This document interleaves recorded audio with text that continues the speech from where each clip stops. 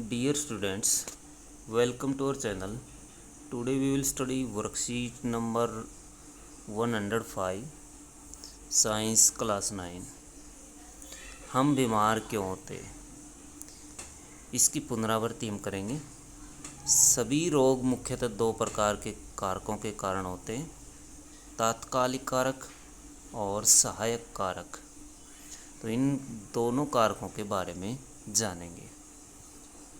तात्कालिक कारक यह शरीर में रोग होने का प्रमुख कारण होता है। जैसे रोग कारक सूक्ष्म जीव शरीर में घुसकर रोग का कारण बनता है।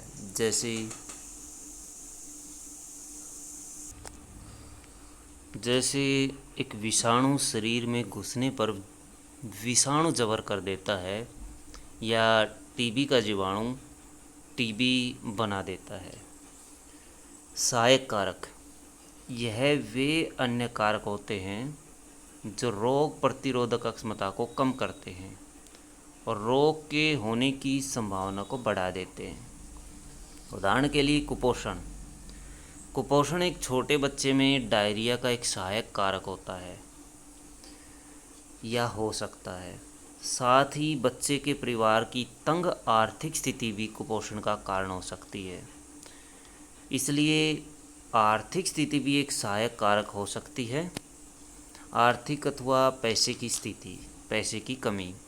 इसी प्रकार व्यक्तिगत व सामुदायिक अस्वच्छता, व्यक्तिगत यानी अपने शरीर की साफ सफाई न रखना, सामुदायिक यानी अपने आस पड़ोस और घर या स्कूल में सफाई न रखना, उचित जन सुविधाओं के अभाव में साफ पेयजल का उपलब्ध न हो पाना भी सहायक कारक हो सकता है। साफ अथवा शुद्ध जल का उपलब्ध न होना, पीने के पानी का उपलब्ध न होना, ये भी सहायक कारक हो सकता है। संक्रामक और असंक्रामक कारक। तात्कालिक कारक दो प्रकार के होते हैं, संक्रामक और असंक्रामक। संक्रामक देखिए क्या होता है। संक्रामक रोग बाह्य कारणों से होते हैं। यह बाह्य कारण संक्रामक कारक कहलाते हैं, जिनमें प्रमुख एक कोशिकीय जीव हैं। जैसे विषाणु के चित्र देख सकते हैं। जीवाणु, ये जीवाणु हैं, प्रोटोजोआ और कवक। आंतों के कुछ संक्रामक रोग बहुकोशिकीय कृमियों जैसे फीता कृमि व गोल कृमि आदि के कारण होते हैं। फील पाँव जो है वो एक अलग तरह के कृमि के कारण होने वाला रोग है। एलिफेंटाइटिस इसको कहा जाता है, इस रोग को। असंक्रामक कारक मुख्यतः आंतरिक कारणों से होते हैं। उन्हें असंक्रामक कारक भी कहते हैं। जैसे उच्च रक्तचाप, अत्यधिक मोटापा, व्यायाम की कमी के कारण होता है। थायराइड ग्रंथि के सही से काम ना करने से थायराइड रोग का होना। कुछ प्रकार के कैंसर आनुवंशिक असमानताओं के कारण भी होते हैं। इसी प्रकार मधुमेह भी इंसुलिन की कमी और ज़्यादा कार्बोहाइड्रेट खाने के कारण होता है। मधुमेह, जिसको हम शुगर के नाम से जानते हैं, ये इंसुलिन की कमी से होता है या ज़्यादा कार्बोहाइड्रेट युक्त भोजन खाने से होता है। जैसे गुड़, शक्कर, चीनी, इन सब में कार्बोहाइड्रेट होता है।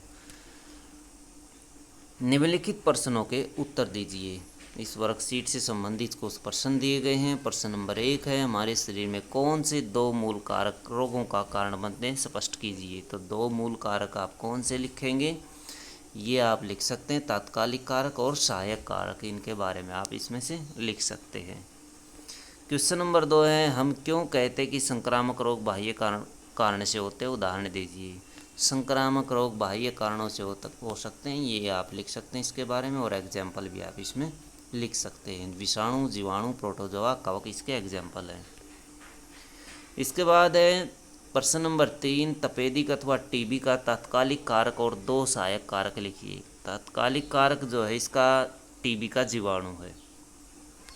टीबी का माइकोबैक्टीरियम जो है, माइकोबैक्टीरियम जीवाणु इस टीबी का सहायक तात्कालिक कारक है। जबकि सहायक कारक कुपोषण हो सकता है और आर्थिक स्थिति हो सकती है और व्यक्तिगत और सामुदायिक अस्वस्थता इसमें हो सकती है, और साफ पेयजल का अभाव हो सकता है। तो ये आप इस सारी स्थितियां इसमें लिख सकते हैं, ये सहायक कारक होते हैं। रोगाणु किन्हें कहते हैं? जो शरीर में रोग उत्पन्न करते हैं, ऐसे जीवाणु जैसे या ऐसे हानिकारक जीवाणु, ऐसे हानिकारक जीवाणु, हानिकारक जीवाणु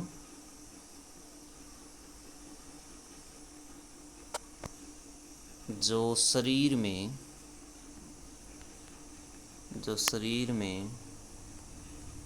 रोग उत्पन्न करते हैं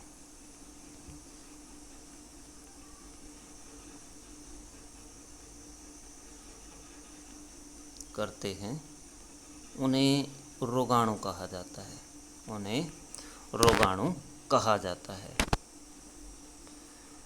तो ये थी आपकी साइंस की वर्कशीट नंबर 105।